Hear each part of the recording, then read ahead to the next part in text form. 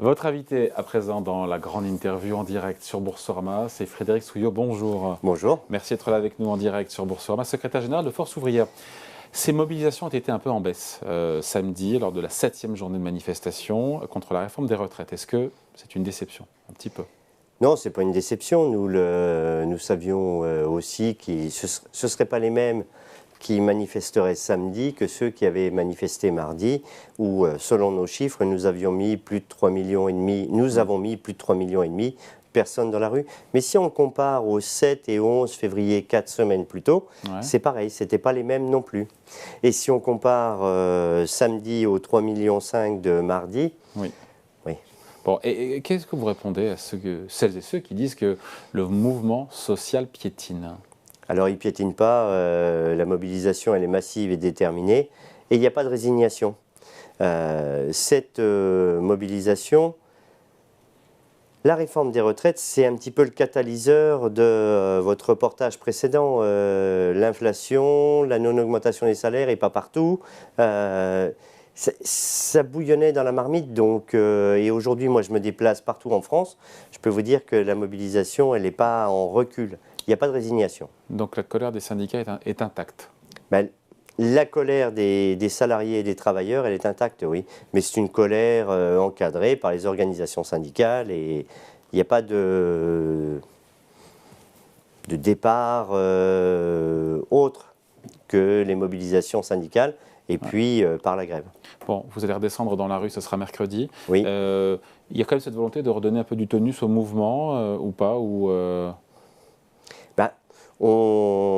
Bien évidemment, mardi, la mobilisation sera massive parce que c'est le vote de la commission mixte paritaire. Ouais. Et puis, déjà, les actions ne se sont pas arrêtées à samedi soir ou à mardi soir. On a continué tout le week-end, on a été voir les parlementaires, nos équipes dans les départements ont été voir les parlementaires, notamment les membres de la commission mixte paritaire, pour leur expliquer les choses, prendre leurs responsabilités. Voter une loi à travers un projet de loi de finances rectificatif de la sécurité sociale sur un projet de société, ce n'est pas le bon moyen de mettre en place un projet de société. Et quand le président de la République nous répond, alors j'ai noté ce qu'il nous avait dit, le temps parlementaire est l'essence même de notre démocratie. Au même moment où il nous l'envoie, le ministre du Travail déclenche vote bloqué au Sénat.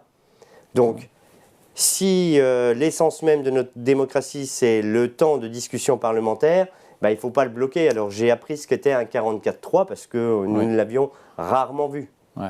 Juste un truc, on va parler de la mécanique parlementaire. Sur la montée des violences, encore une fois, vous redoutez ça dans le cadre des mobilisations à venir parce que certains pourraient, encore une fois, se dire on n'est pas écouté, la rue n'est pas entendue, vous risquez des débordements, vous redoutez des débordements Alors, je ne redoute pas des débordements, mais les violences, on ne sera jamais d'accord avec cela. Par contre, des blocages de raffineries ou depuis ce matin, la centrale de Blaye en Gironde est bloquée. À Rouen, c'est les ports qui sont bloqués. Ça, c'est ce qui risque d'aller un petit peu plus en avant, oui. Et d'aller jusqu'où? En attendant, vous demandez au gouvernement une consultation citoyenne sur la réforme pour demander son avis au peuple. Vous avez peu de chances d'être entendu. Il ne vous a pas reçu, d'ailleurs, le président de la République. 8 Français sur 10 souhaitent que le président vous reçoive l'intersyndicale. Oui, il nous a répondu apparemment... Je ne sous-estime pas le mécontentement dont vous faites le porte-parole. Comme les angoisses exprimées par de nombreux Français, inquiets de ne jamais avoir de retraite. Mais à partir du moment où... On va quand même jusqu'au bout de ce projet de loi pour le président de la République et sa majorité, qui est relative.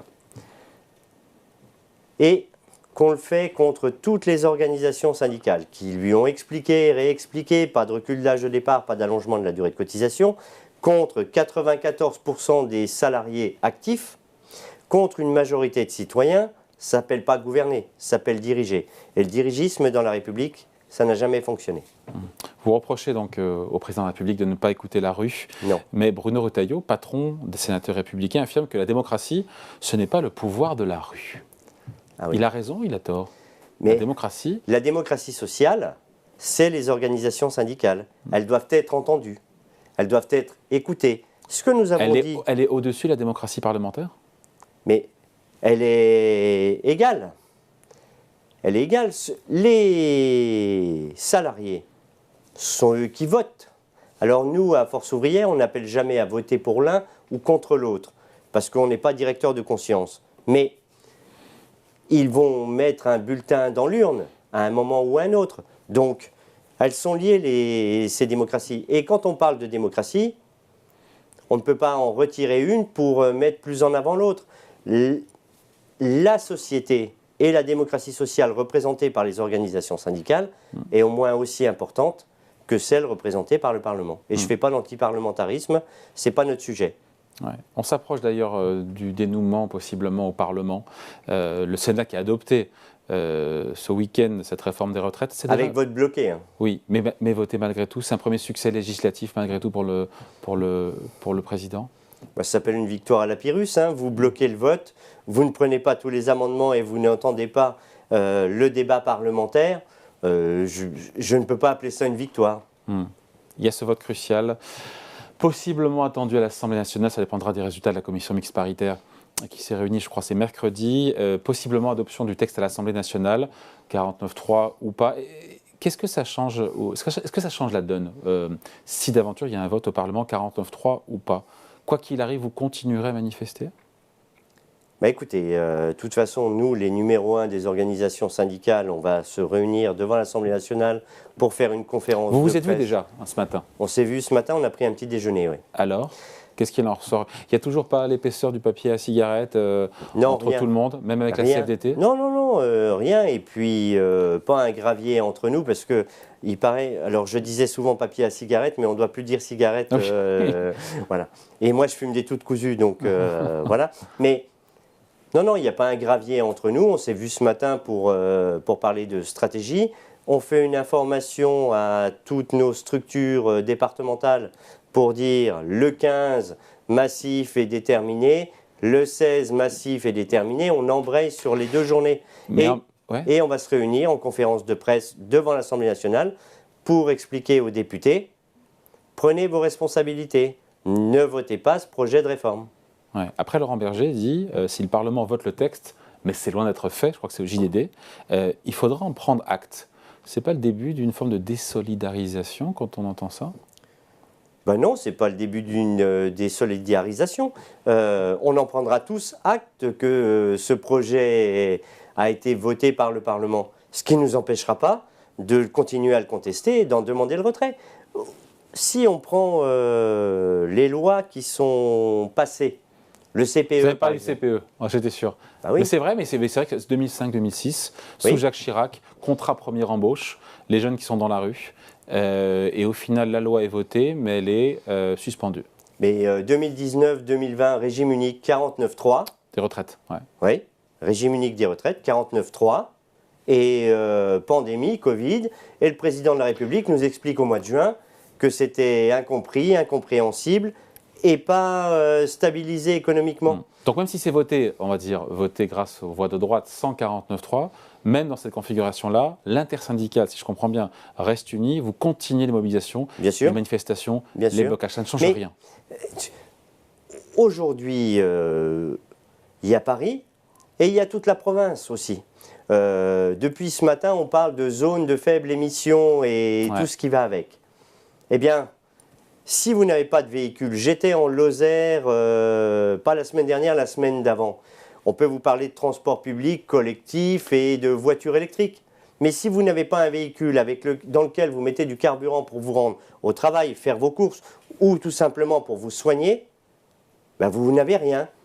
Désertification de nos campagnes et tout ce qui va avec. Donc, la verticalité du pouvoir, pensant que la France, c'est Paris, ou les grandes métropoles, ce n'est pas ça la France.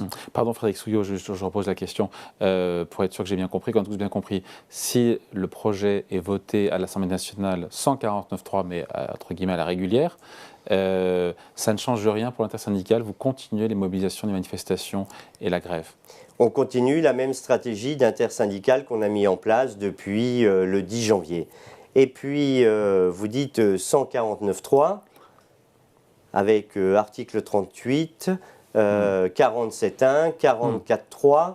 Est-ce qu'il y a ça reste constitutionnel. Oui, bien sûr, mais la grève aussi est constitutionnelle. Pour autant, ça n'empêche pas qu'on arrive à faire cesser les grèves en... Je ne trouve pas le mot, je le cherche là. Les grévistes, quand ils sont pris et qu'on les... Je ne vais pas trouver le mot. Bon. Mais ce sujet, il est constitutionnel, la grève, elle l'est aussi. Et on va continuer.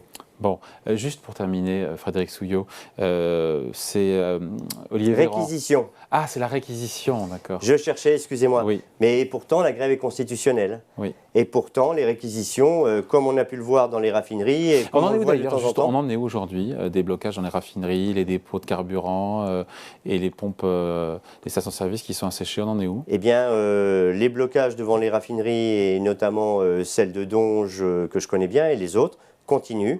Donc les cuves, les raffineries ne se sont pas arrêtées, maintenant les cuves sont pleines, mais comme le carburant ne sort plus, à un moment ou à un autre, ça va coincer, mais c'est comme pour les ordures ménagères et tout ce qui va avec. Quand vous vous promenez dans Paris, vous voyez bien que la grève des éboueurs, elle est là. Ouais. Les pénuries de carburant, comme l'automne dernier, on pourrait de nouveau en avoir avec une même ampleur, ou c'est ce que vous visez comme stratégie? On ne vise rien comme stratégie. Hein. Nous, ce qu'on vise comme stratégie, c'est la grève pour se faire entendre. Bon, et juste sur le 49.3, le gouvernement, en tout cas, ne souhaite pas utiliser cet article 49.3, nous a dit Olivier Véran, le porte-parole du gouvernement. Est-ce que, là encore une fois, ça change la donne, mais j'ai le sentiment que non, ou c'est encore pire si jamais le gouvernement utilise cette arme qui est constitutionnelle, donc d'une adoption, sans le vote? Est-ce qu'il y a ce risque que ça attise la colère sociale, et la vôtre aussi au passage? Ça va forcément l'attiser. C'est un projet de société, cette réforme des retraites, reculer l'âge de départ, allonger la durée de cotisation. Eh bien, on le passerait comme ça, avec un passage en force, parce qu'il n'y a pas le vote du Parlement? Non, ça va forcément attiser la colère, oui. Vous croyez encore en vos chances de pouvoir faire reculer le gouvernement? Mais bien sûr, parce que sinon, il faut que je change. Je fais autre chose. Mais non, nous devons et nous allons gagner. Bon. Merci en tout cas de passer nous voir. Merci à vous. Frédéric Souillot, donc le secrétaire général de Force Ouvrière, invité de la grande interview en direct sur Boursorama. Interview à retrouver en replay tout à l'heure à 14h. Merci beaucoup. Merci à vous.